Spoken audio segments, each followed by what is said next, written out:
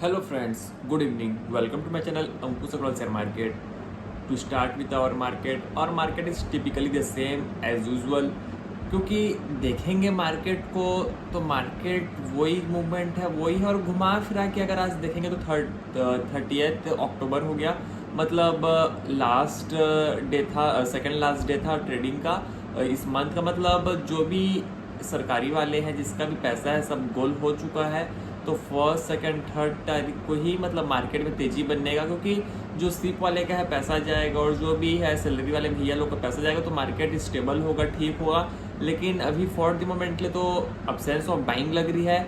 और अगर मैं पर्टिकुलरली शेयर में भी देखा तो अभी अगर मेरी बात करेंगे तो 2-3 दिन से मैं एकदम क्लोजली मार्केट को ट्रैक कर रहा हूँ, एकदम ज़्यादा घुस रखा हूँ। तो ये समझ में आ रहा है कि कई शेयर से वॉल्यूम उड़ गए हैं, वॉल्यूम बहुत कम हो गए हैं। और अगर आप स्क्रीन में देखोगे तो 1 सेकंड में जो सा शेयर ऊपर नीचे हो रहा था अभी वो 2-3 सेकंड लगा दे रहा है ऊपर नीचे होने में उस शेयर को। तो मार्केट में पता चल रहा है कि लोग को उतना इंटरेस्ट अभी फॉर द मोमेंट के लिए लग रहा नहीं है। लेकिन अगर कल 2% चढ़ जाएगा एग्जाम्पल के लिए तो मार्केट में फिर सब एक्टिव हो जाएंगे और लगेगा फोमो लगेगा लोगों को कि भाई हम कहीं मिस आउट मत कर जाए। लेकिन बात करेंगे जो जरूरी बात है, पॉवेल भैया का स्पीच आया, वो बोले कि दिसंबर में हम बोल नहीं सकते कि रेट कट करेंगे कि नहीं। जैसा मूड रहेगा, जैसा माहौल रहेगा, जैसे सर्कमस्टेंसेस रहेंगे उस हिसाब से हम लोग रेट कट करेंगे। लेकिन हर बार का इनका वही है, जब भी आते हैं वैसे ही बोलते हैं, अगले बार का डेटा के हिसाब से डेटा ड्रिवन है हम लोग। लेकिन अगर हम बॉन्ड मार्केट को देखेंगे तो बॉन्ड मार्केट को देखोगे तो क्लियर इंडिकेट कर रहा है कि दिसंबर में भी रेट कट होगा। तो बॉन्ड मार्केट के हिसाब से तो रेट कट होना चाहिए और मेरे को लगता है एक्चुअली रेट कट दिसंबर में होगा भी। लेकिन जो रेट कट दिसंबर में होगा उसको मार्केट अभी प्राइस इन कर लेगा और प्राइस अभी कर लेगा, मतलब उस समय लोगों को मौका कम मिलेगा। लेकिन वही बात है कि आपको रिस्क लेना पड़ेगा, आपको समझना पड़ेगा कि क्या चल रहा है और एक्चुअली क्या होगा। और बात करेंगे लेंसकार्ट के आईपीओ की, तो लेंसकार्ट के आईपीओ में हम लोग पहले ही बात किया था, ही बात करेंगे। तो जो एक्स में है लोग एकदम जितने भी इन्फ्लुएंसर है उन लोग सब कोई मतलब आगे आगे हम बोल रहे हैं बहुत ज़्यादा वैल्यूएशन है, बहुत ज़्यादा वैल्यूएशन है।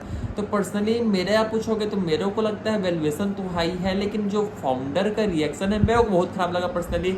जो पीयूष बंसल है, अगर भाई कोई इंटरव्यू ले रहा है और पूछ रहा है भाई कि जो इतना ज़्यादा हाई वैल्यूएशन क्यों रखे हो, तो उनका आंसर ये है कि हम लोग इन्वेस्टर के बारे में हम लोग बता नहीं सकते, हम लोग खाली वैल्यू फॉर कस्टमर डिसाइड करते हैं, जो वैल्यू फॉर शेयर होल्डर है वो मार्केट डिसाइड कर रहे हैं। तो मेरे को लगा कि ये क्या बोल रहे हो भाई, पहले समझ तो लो, पहले 15-20 लोगों का इंटरव्यू तो आप सुन लो कि लोग पहले क्या बोलते हैं करके। आप अपने मन से बोल रहे हो, वो बोल रहे हैं कि हम लोग को तो पता नहीं है कि किस वैल्यूएशन में हो रहा है, जो बड़े इन्वेस्टर हम लोग को पैसा दिए उस हिसाब से हम लोग प्राइस सेट कर दिए, अब आगे जो मार्केट बोलेगा वैसे ही होगा। लेकिन मेरे को बहुत मतलब डिसअपॉइंटमेंट लगा। लेकिन this is how the things are. और मेन जो पूरा गेम बिगाड़े हैं, मेरे को लगता है राधा किशन दमानी भी बिगाड़े हैं। बोलते हैं 100 करोड़ रुपये डाल रहे हैं आईपीओ में, तो 100 करोड़ रुपये डाल रहे हैं, लेकिन रिटेल इन्वेस्टर ये नहीं समझ रहा है कि 100 करोड़ उनके नेटवर्थ का 1% भी नहीं है। लेकिन ट्रैप होंगे। और जो ग्रे मार्केट प्रीमियम है वो भी मेरे को नीला समझ में आ रहा है किस बेसिस पे चल रहा है। ग्रे मार्केट प्रीमियम भी स्ट्रॉन्ग दिखा रहा है लेंसकार्ट का। तो लोगों को तो ये लगेगा भाई 1500, 2000, 3000 रुपये बन जाए और उधर शेयर का गिरते रहे कि बढ़ते रहे कि वैल्यूएशन हाई रहे या कम करे तो अच्छी बात है अगर आपको 2-3-4 हज़ार बन जाए तो। लेकिन this is how the things are. लेकिन ये बात हो गई लेंसकार्ट की।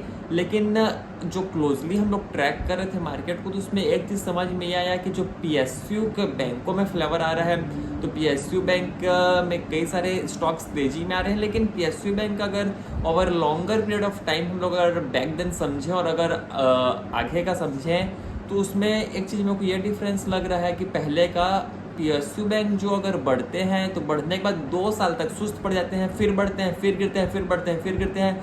मतलब अगर आज के डेट में अगर पीएसयू बैंक को कोई बोलेगा 10 साल के बाद क्या प्राइस रहेगा, तो मैं एकदम खुला होके नहीं बोल सकता कि क्या हो, क्योंकि पीएसयू बैंक में एक बार मोमेंटम आता है, फिर मोमेंटम उड़ जाता है, फिर आता है, फिर उड़ जाता है, और फिर बियॉन्ड पॉइंट ऑफ टाइम आप देखोगे कि आपका पैसा नहीं बना। लेकिन ये सब चलते रहेगा। और अगर बात करेंगे और तो मेरे को लगता है कि कल मार्केट को और देखना पड़ेगा कि क्या होता है। फिर वीकेंड के बाद जब मंडे को मार्केट आएगा तो फिर न्यू फ्रेश इनफ्लो आएगा मनी का, तो फिर क्या होता है मार्केट में देखते हैं। यहीं तक रखते हैं, आपसे कल फिर मुलाकात होगी, तब तक के लिए थैंक यू।